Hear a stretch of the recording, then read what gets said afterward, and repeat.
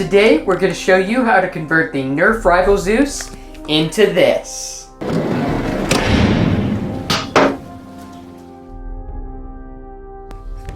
Hey everyone, I'm Chandler and this is Damaged Darts, where we specialize in converting ordinary Nerf blasters into extraordinary prop blasters from popular video games and movies, and show you how you can do it too.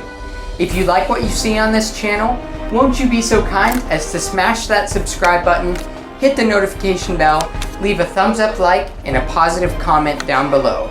Today we're going to show you how to convert the Nerf rival Zeus into the Destiny Apple of Discord pulse rifle. Well, I'm going to do, this is the internal modification on the Nerf rival here. We're attempting to convert it into a Destiny blaster.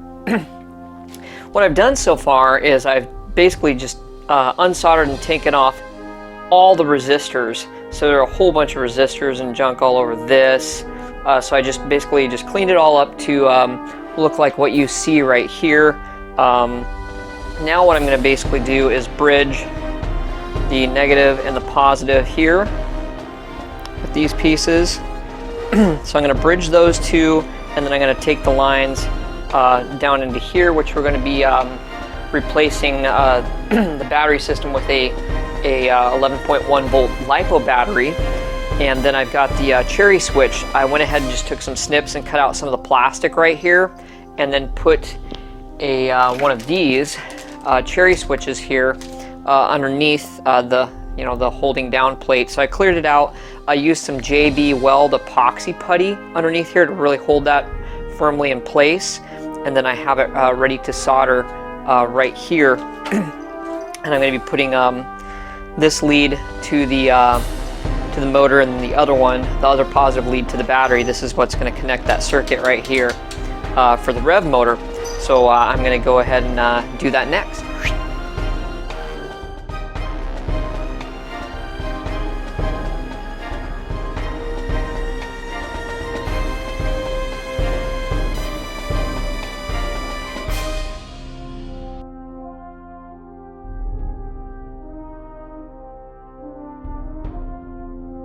Okay, so I've got everything all soldered to the rev switch here.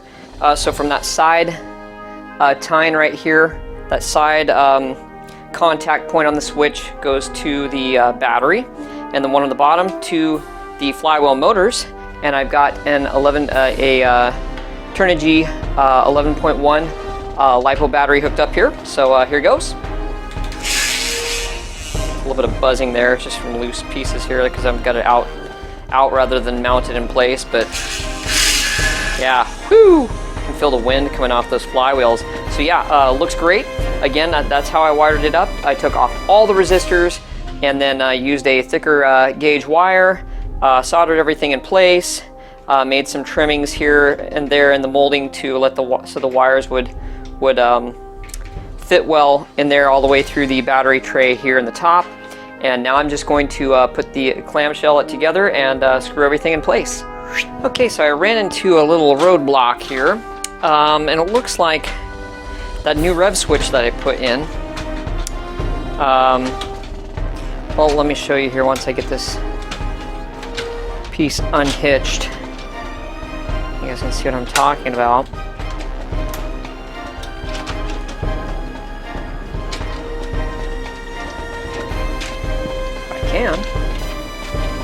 Got one more screw hanging up on this thread here. And here. And here. Okay. So, on this rev switch right here, on the flip side, there's this little piece right here that's kind of interfering. This kind of goes over the top of that, so it's hitting up against that. I'm going to have to cut that out. Right there, I'm going to have to cut that piece out so it can fit flush together when I screw it together. So I'm going to take some snips. I might need my Dremel cutting wheel, but I'm going to go ahead and trim that stuff out.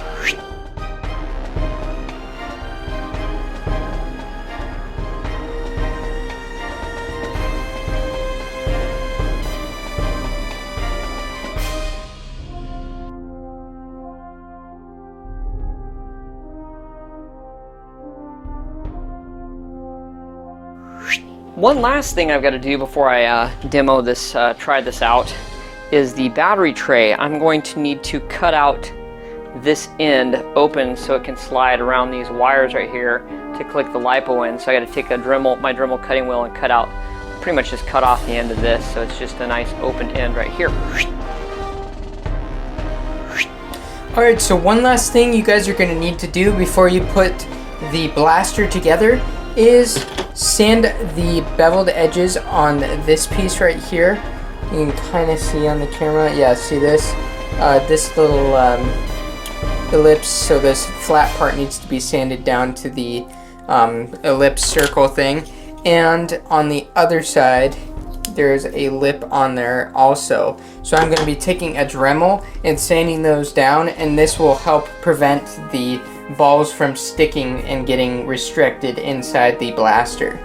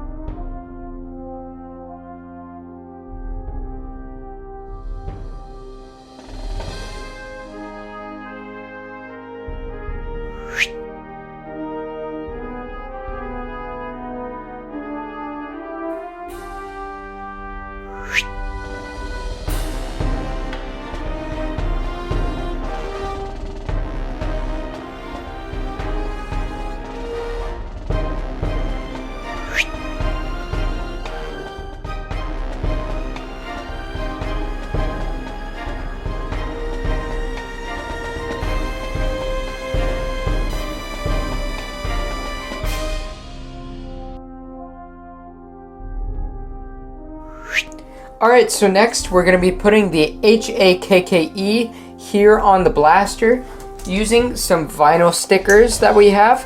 We got those on Amazon.com for about $5, and we'll leave the link in the description below.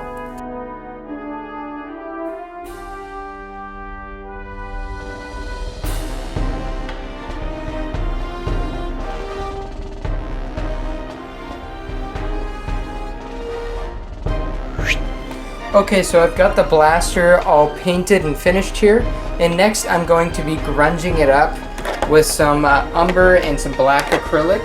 I've got that prepped here, and I have a few paint brushes, and I'm just going to apply it liberally on here. And then afterwards I'm going to be wiping it off with some paper towels to the look that I want it to have. Alright. So yeah, just add a little bit of water and then some umber brown and some black acrylic to your paint for grunging.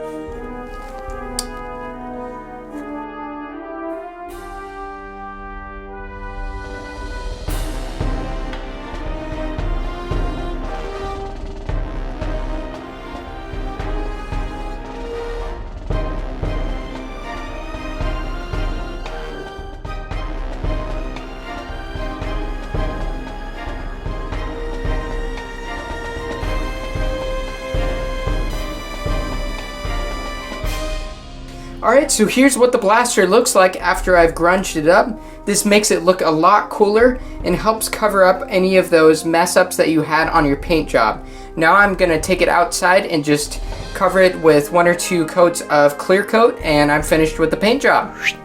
Next we're going to do all the integration of the Faux Mag here.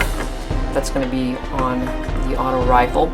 So what I have here, I've separated the clamshell. I've got 3 posts that are just going to slide and lock into place, but what I've got to do is I've got to make some markers. I've yet to figure out how I'm going to do that. Probably just a little pip of Sharpie marker here and mark those out. Then take measurements of that little recessed area under the post and make sure I make my cuts just so there, so then there's a bite on this notch above, so it's really press fit tightly in there. And I'm going to have to get the thickness of this, divide that in half, and that's how deep I'm going to be cutting those notches here and on the other half of the clamshell so that this is centered properly when it clicks into place. So that is what I'm going to do next.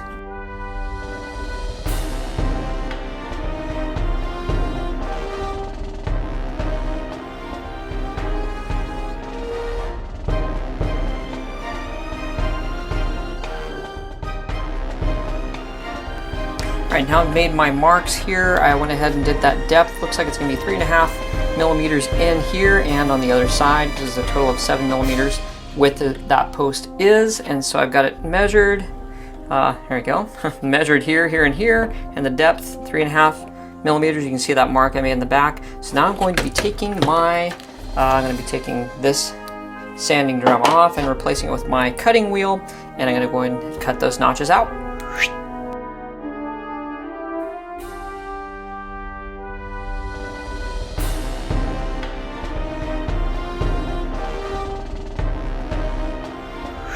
Alright, so now that I've got that part cut, got the notches here, and the depth, I checked those are 3.5 millimeters deep, how I like it. Now that I've got the cut done there, the best way I can get things symmetrical is then to add on the other clamshell, and then all I've got to do is just use a pencil and tentatively sketch out the shape of the cut on the other side of the clamshell and cut that area out with the cutting wheel, and I should be set.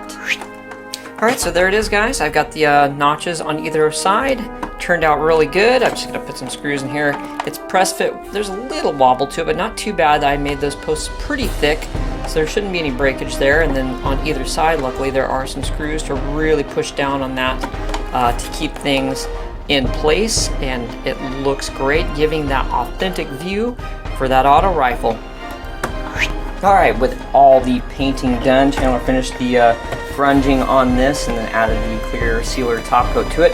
Now I'm just going to open this up and add all of our internals back in.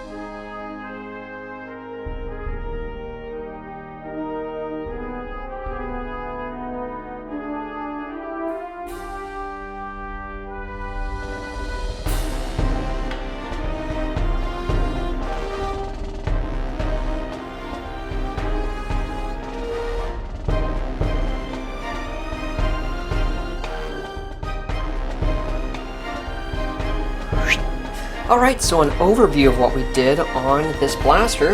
First off, we did the modifications on the insides. We rewired everything for the motors to take a LiPo battery, took off all of the resistors, and added a high voltage rev switch.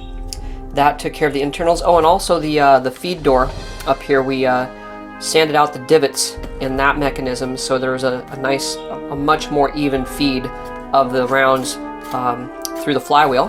So that was the internal modifications we did. For the cosmetic, to break it all down, first off, what you want to do when you do your painting is start with your lighter colors first and work your way down to your darker. That being said, we hit everything with a white primer. Then we taped off everything we wanted to stay white. Then we painted everything orange. Then we taped off the white and the orange to expose the areas we wanted to paint with the navy blue. Painted the navy blue, taped all the white, orange, and navy blue off, and then hit everything with a gray primer and a gloss black that we wanted black.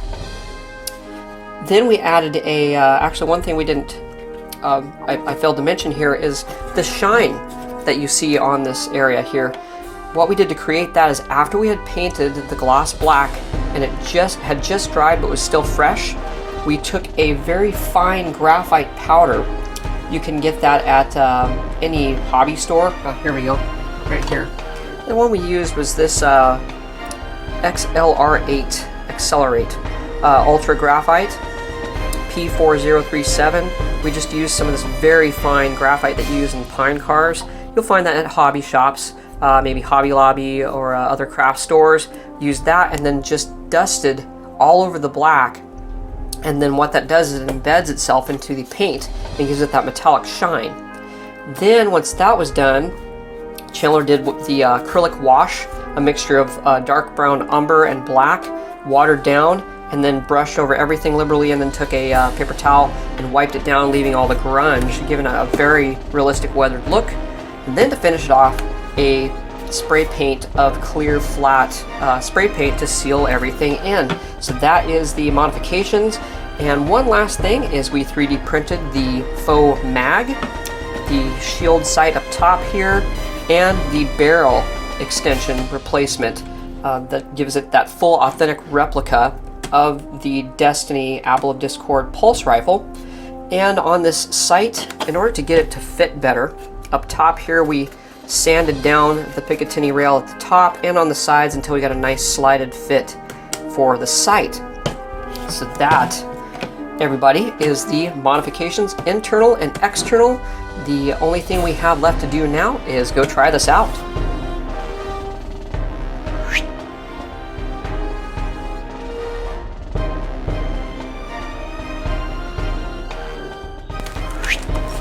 Alright, so here we are at the firing range, and I've got our homemade Nerf target, and if you guys haven't seen the video that we did on that, just click the card here.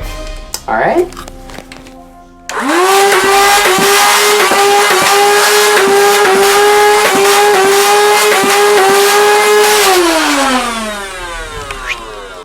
Hope you guys enjoyed this tutorial on how to convert the Nerf rifle Zeus into the Destiny Apple of Discord pulse rifle.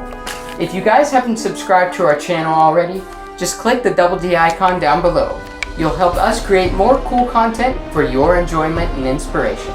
Until next time, I'm Chandler, and this is Damaged Darts.